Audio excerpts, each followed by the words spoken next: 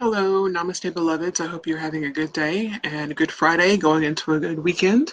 So, I've been kind of thinking about this for a while, and just through the gratitude of having conversations with different people, reading different posts, and just living life. One of the things I've kind of come one of the things I've thought about is, I always talk about self care and how it's important, and how the reasons why it's important. How you revitalize your energy, you're much more present, you're a nicer person, that sort of thing. But if you're feeling stuck in your self care as to, I just can't seem to get film up, whatever it is going. And my question for you might be is like, what is it that you are just not letting go of? What is it that you feel that, oh, if I, for example, sugar seems to, sugar seems to be kind of like, the main villain, which it is, and that's a whole other post. But just like, oh, I can still fit in, I can still keep this bad habit, but I'll just try and bring in this other good habit, and it'll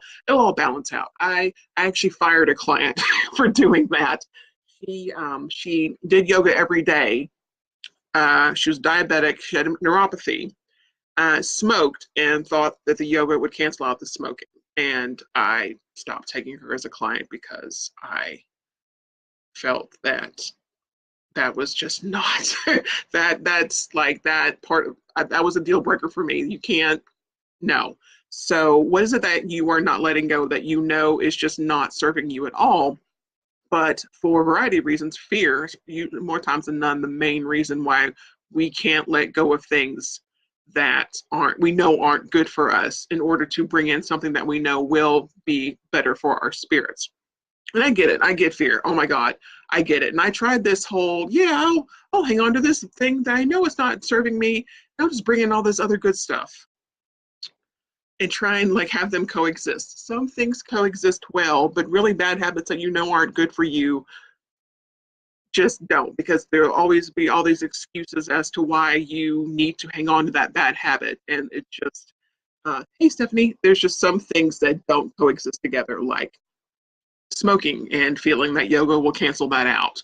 I know it's an extreme case, and I use it because it's an extreme example. Usually, most of the time, we in some degree are rational beings, and sometimes we just do things that don't make sense, and that's just how it is. But I think once you sit quietly with yourself and realize, okay, this bad habit is not serving me at all, to the point that it's affecting my well-being. It's affecting my ability to fully trust myself.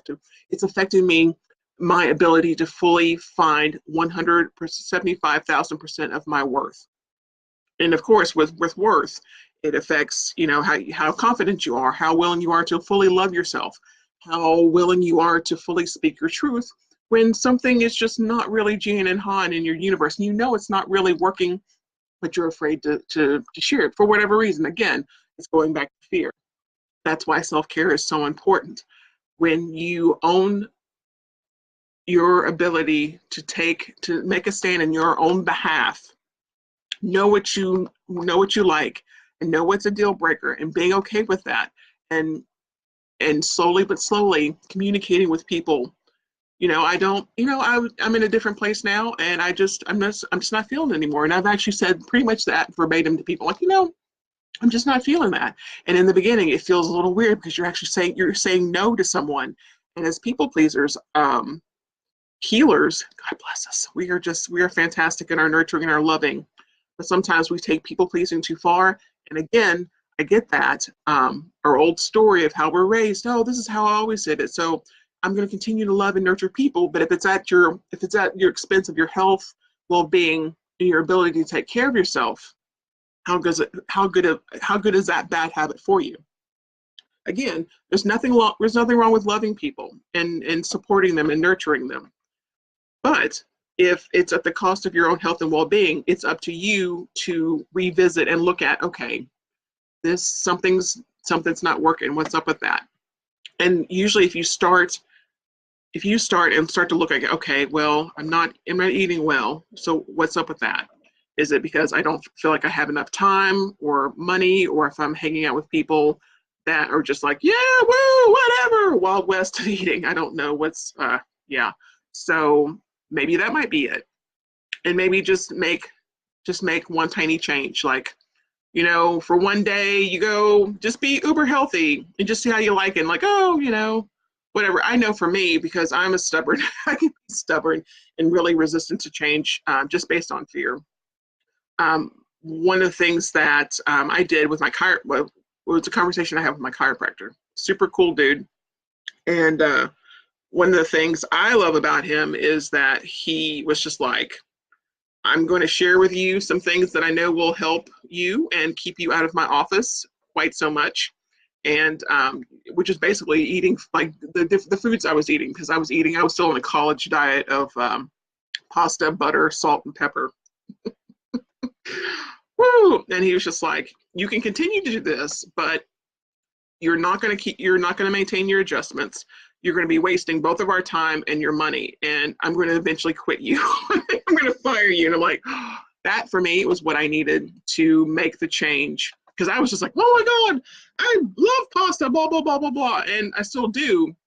But now that I've calmed down and I've adulted a little bit more, I realize, okay, well, high quality pasta and high quality butter. And I don't even really do much of those anymore. But when I do, it's a little bit cleaner these days.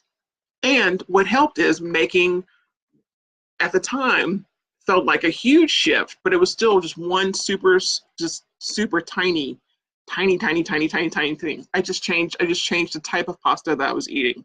Now I hardly ever eat pasta, but when I do, again, it's good quality pasta, and I do things to, make up for that. But just making one super teeny tiny change at a time, just to commit, like let our brain know, hey brain, we're making this change.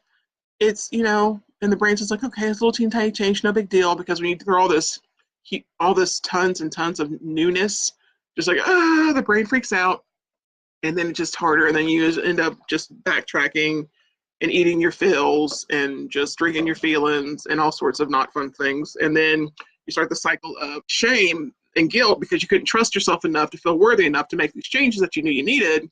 And then that just turns into a whole thing, and it's just a great big mess. So I'm telling you is, if you're feeling stuck, journal, meditate.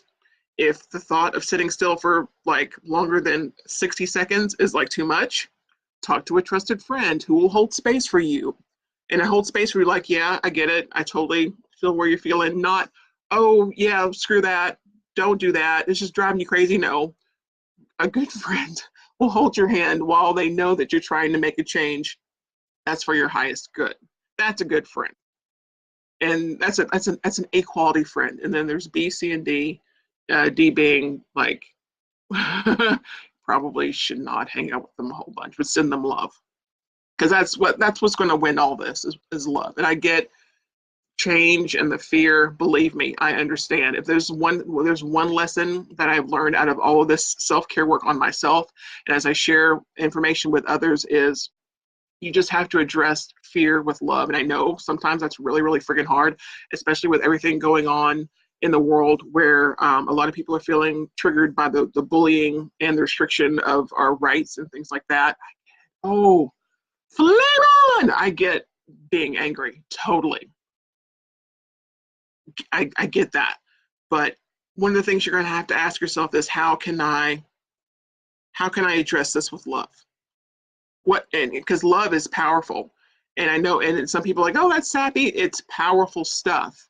And when you ask yourself, how can I address this rage and this feeling of injustice with love, your brain, because it takes in everything you've ever experienced in your entire life, will pull up some answers for you. You just got to give your brain some time, because your brain has grown with you since the beginning. All you got to do is just give your brain some time. And that, again, through journaling, through meditation, through group work. Let's see. And if you're just really super stuck, reach out to me. That's one of the things I do with my clients. I just hold space for them in a safe environment for them to feel like they can come up with some solutions that work for them. That's my superpower, is helping you remember all the stuff that you kind of forgot, but it got buried underneath all the grief and the fear and the low self-trust and no self-trust and low self-worth, and just it's just miracles that occur. So But if you've never actually personally met me, tomorrow I'm going to be having a table at the Sacred Roots Holistic Center, the Inner Light Marketplace. So I'm really excited about that. So if you're in town locally and you have time, stop by. It's from 10 to 3. And I will probably post when I go back to the replay, post the link for the event.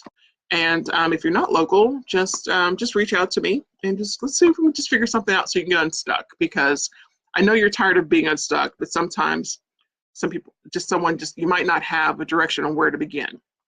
And talking to me will help with that. So, namaste, beloved. I hope you have a fantastic weekend and take care. Bye.